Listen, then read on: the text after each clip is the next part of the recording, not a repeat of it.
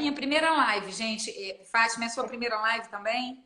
Com certeza. A gente aderiu à coisa da live. Não sei se vai ser a última. Hã? Não sei se vai ser a última. Parece quando a gente começa a fazer live, vai dando uma vontade de fazer mais live. Vamos ver, vamos ver. Bom, a gente vamos só começar aqui falando, né?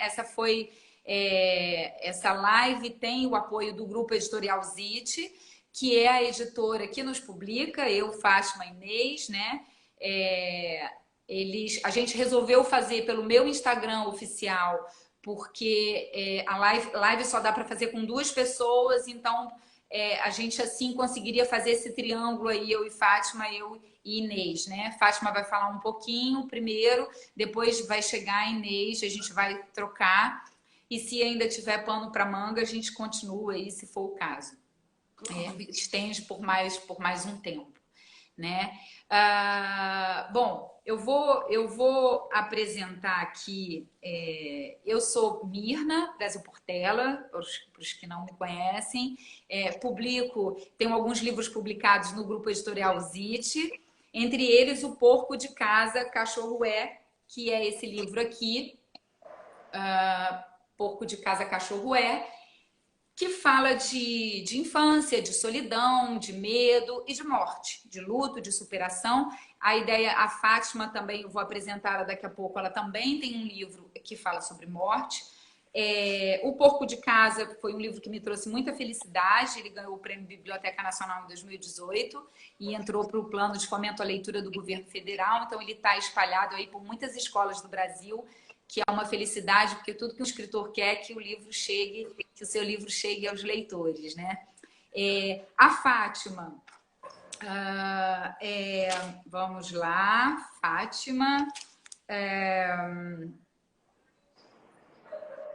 Então, lembrando que nós 3 temos livros na editora, eu, Fátima e Inês. A Fátima Giovannini é psicanalista, pós-doutoranda em medicina narrativa, e escritora e autora do livro A Casa Preta, que também fala de morte, de luto, né, Fátima? Se apresenta pra gente, Fátima.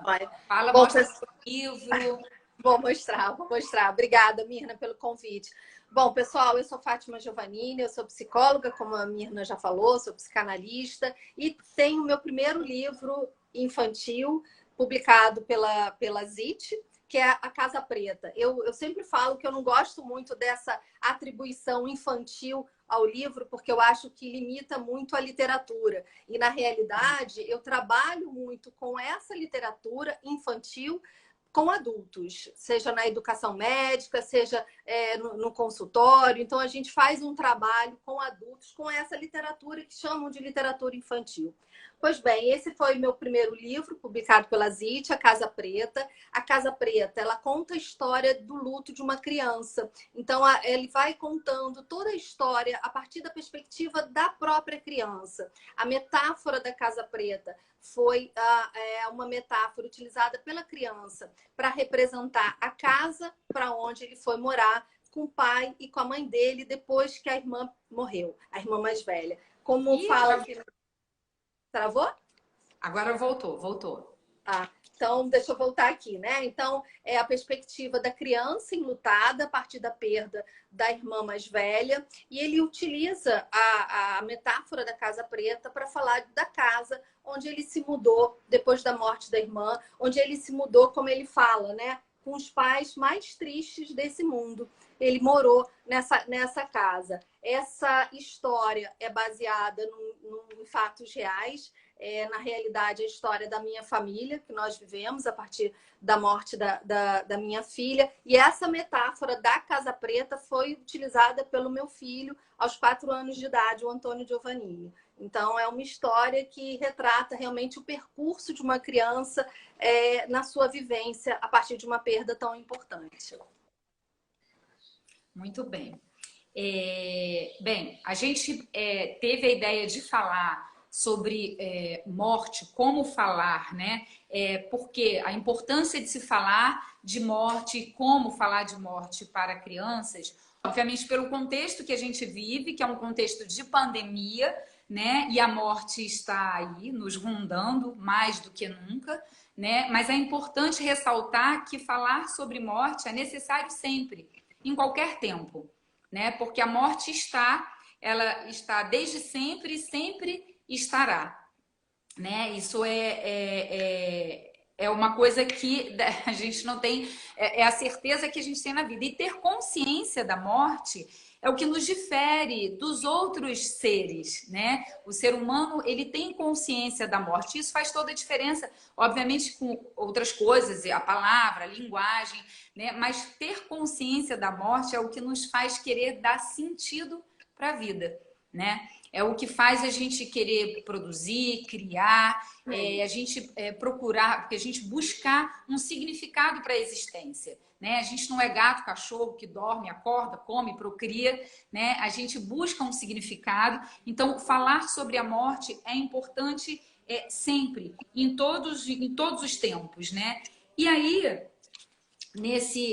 pensando aí, Fátima, eu coloco para você a seguinte pergunta, né? Eu queria que você falasse aí um pouco sobre, né, a importância da morte, de como falar isso para as crianças, mas mais do que a importância é porque não omitir, né? Acho que a grande pergunta é por que não omitir isso, a morte das crianças, e a gente está falando aqui de literatura, usando, quer dizer, a literatura como ferramenta, como aliada para encontrar aí caminhos para falar de morte com criança, ou mesmo ler um livro que tenha o tema morte, né? Uhum. E por que não omitir isso, né? Eu trabalho com curadoria literária para a infância. E é sempre uma questão, o tabu, né? O tabu é uma coisa difícil para nós todos, né? Para a sociedade, sim. Então, para as famílias de criança pequena, os próprios educadores, né? É sempre um problema. Não tem morte, pode, não pode, é inapropriado. Qual é a idade? Qual idade é mais apropriada para abordar esse assunto, né? E se é um livro que chega, que de repente tem a morte no meio, o que fazer? Então, Fátima, fala um pouquinho aí para gente sobre isso. Claro.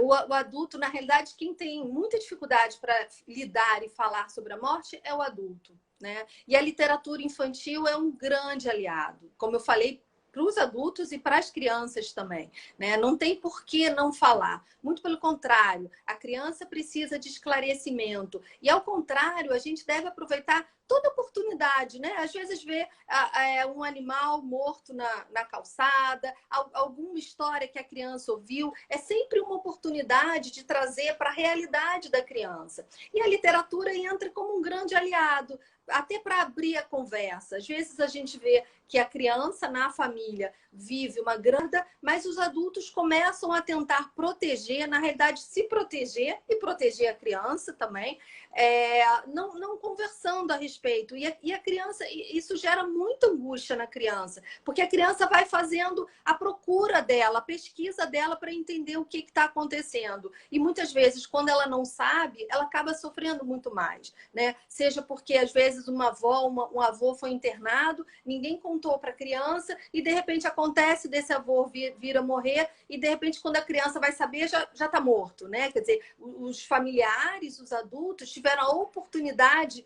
de vivenciar esse processo da internação, do adoecimento até chegar à morte, mas a criança ela foi poupada, entre aspas, né? Ela foi poupada desse momento e quando ela entra em contato, ela já entra em contato com uma realidade muito mais dura. Então a criança precisa de um espaço aberto para que ela possa perguntar, para que ela se sinta segura de conversar, de perguntar e de expressar os sentimentos dela. E uma coisa que às vezes acontece muito, os adultos da família se auto-recriminando, não posso chorar na frente dela, eu não posso mostrar que eu tô triste. Sempre falam que é o contrário, né? Porque quando a gente mostra para a criança que a gente está triste, a gente está legitimando o que a criança está sentindo também. Ela consegue entender, porque senão fica muito estranho para ela. Poxa, eu tô sentindo tanta dor, eu tô tão triste, mas está todo mundo rindo, está todo mundo muito feliz. Será que o que eu tô sentindo é estranho, é esquisito? Né? Então, isso é muito importante, poder falar abertamente, não ter medo, né? Não achar que isso de alguma forma traumatiza a criança, né? A morte não traumatiza a criança, a morte faz parte da vida e esse conceito de morte ela vai construindo ao longo da vida, como nós estamos construindo até hoje, nós adultos, né? Porque é um conceito que não se completa. Então, a gente tem que ajudar a criança a começar essa construção. E a gente ajuda conversando abertamente, respondendo as perguntas, se mostrando disponível para falar sobre o assunto. E eu não tenho dúvida que a literatura infantil pode ajudar muito a todos. É interessante, você falou uma coisa interessante que foi sobre chorar na frente dos filhos, né? É muito importante, assim, em geral, quer dizer, as famílias, elas querem proteger, né? Os pais e as mães querem sempre proteger os filhos das dores, né? Do mundo, né? A gente tenta, né? Por um gesto de amor, mas isso é impossível, né? É impossível e é até... de certa forma, a gente pode pensar assim que é injusto às vezes com as crianças, né? Porque se você tem a oportunidade de falar de um assunto que uma hora vai chegar, né? Se você tem a oportunidade de abordar esse assunto com afeto, com amor, né? Num momento ali especial com seu filho, é muito melhor que ele se depare com essa situação no mundo, porque isso vai acontecer, né? Seja morte ou qualquer outra questão, né? De sentimento, de perda, enfim, e ele não ter instrumento para elaborar isso. Exatamente. Então, de certa forma, quer dizer, é uma ideia de proteção que não é uma proteção de fato, porque a gente não prepara essas crianças para o mundo, né? E você falou de uma coisa sobre chorar, por exemplo, que eu tenho que ficar atenta na hora por causa da Inês. Na verdade, é humanizar essa relação, né? Muitas mães e pais acham que não podem se fragilizar na frente dos filhos, né? Como se isso fosse passar uma ideia de que essa criança não vai encontrar em mim um porto seguro, eu tenho que estar ali sempre forte, porque eu acho que a ideia é essa. E de verdade é um conforto para um filho perceber, né, que uma mãe também chora, que um pai também chora, que a gente também tem medo, porque isso conforta a criança. Ela percebe que ela não está sozinha nas angústias dela. E assim na literatura, quer dizer, porque a literatura ela traz questões, né, em se tratando de medo, de morte, de perda, quer dizer, ela traz situações, vivências que não estão acontecendo com a gente, mas a gente pode viver, né, essas experiências através da literatura, ou não, ou ela traz vivências que se conectam com o que a gente está vivendo, né? A gente pode estar vivendo aquilo naquele momento e aí a literatura se conecta e a gente consegue ter, quer dizer, a criança, ela vai ter como elaborar aquilo, né? Uma maneira de elaborar, ou se ela não está vivendo aquilo naquele momento, ok, né? A literatura, ela só chega para a gente naquilo que ela alcança a gente na experiência de vida da gente, né? Então, mas ela não vai entender, não tem problema, mas ali está sendo construída uma narrativa. E falar dessas questões que assustam, dos medos, das angústias, é uma forma de criar repertório para que quando esse momento chegue, a criança possa acessar esse repertório e isso vai ajudá-la a lidar melhor com a situação, né? O não dito, eu sempre digo, o não dito, ele, sobretudo na infância, em se tratando de questões que assustam, que dão medo, a fantasia, ela é fantasmagórica, né? Nesse sentido, a fantasia ela é assustadora em se tratando de medos e tudo. Então, por que conversar sobre isso, né? E aí, não, mas esse assunto não chegou aqui ainda, então tem muitas famílias que pensam, não, esse assunto a gente não está vendo aqui, não vamos antecipar, porque isso vai criar uma angústia, né?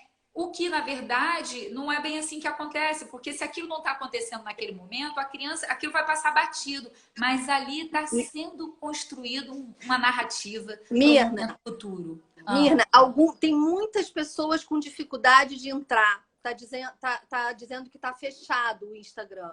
Não, tá.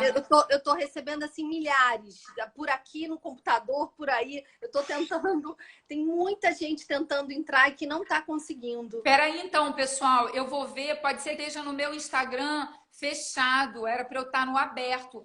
Todo mundo que está aqui, por favor, entra e avisa, Fátima, é o Instagram, é o oficial, mirnabrasilportela.oficial.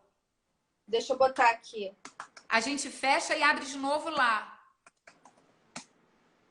Você avisa, por favor? Tá todo mundo... Tô tentando avisar aqui. A gente tá no oficial, gente. Vocês podem me dizer aí? Tá, então vamos fechar aqui todo mundo e entrar no oficial, por favor. Tá?